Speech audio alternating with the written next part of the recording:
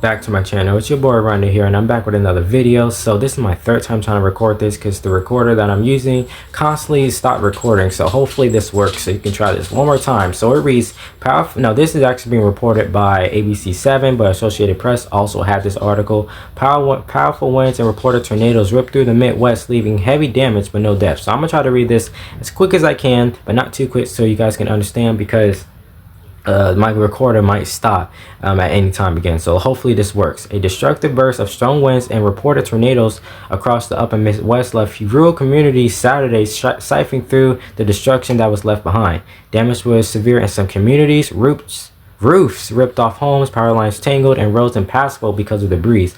However, no deaths were reported, so that's a good thing. We are extremely fortunate that this storm did not result in a loss of life or serious injuries. Stevenson County Sheriff Steve Stovall said of the storm that hit Lena, Illinois on Friday.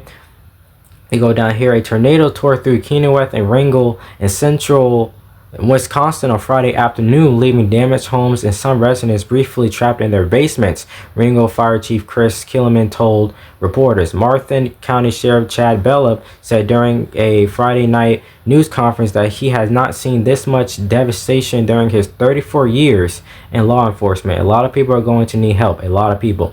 Bellup said of the Wisconsin storm. Recovery from the storm will take a long time, Brent Jacobson, a Wisconsin state representative, said in a Saturday morning social media post. As the photos and videos continue to come in, it is unclear that parts of Ringgold and Kennewick suffered devastating damage, Jacobson statement said.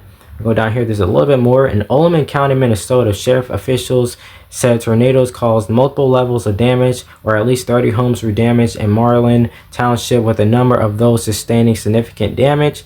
Personnel from Minnesota Homeland Security and Emergency Management, Rochester Fire, Olean County Sheriff's Office went door to door checking on residents, and the sheriff's statement said the National Weather Service said the damage was likely caused by tornadoes, and that surveys of the affected areas will be conducted over the weekend.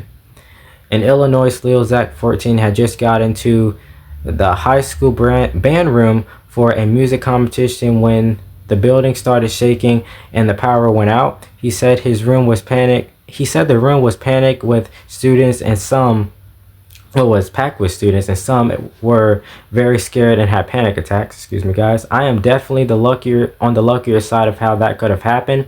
He said, I was just trying to stay calm and help other people.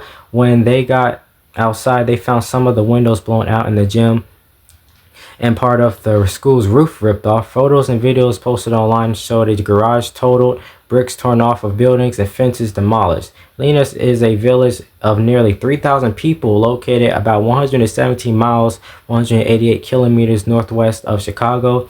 Rachel Noman had been going to pick up her stepson from Lena's middle school when she had to pull into a car wash to take cover from the storm. She watched a large tree get ripped off the ground and sparks fly feet in front of her. This is something that you see online, not in real life, especially in a small town in Illinois, she said. Governor J.B. Pritzker said in a post on the social platform X that he's been briefed on the damage and that the Illinois Emergency Management Agency is on the ground. That look like that's it for this article. So regardless, our tornado went through the Midwest, including Illinois and Wisconsin. There was no deaths reported from this, but again, we are getting more into the warmer, just like a photo that went through. This was the village of Lena. See if this works.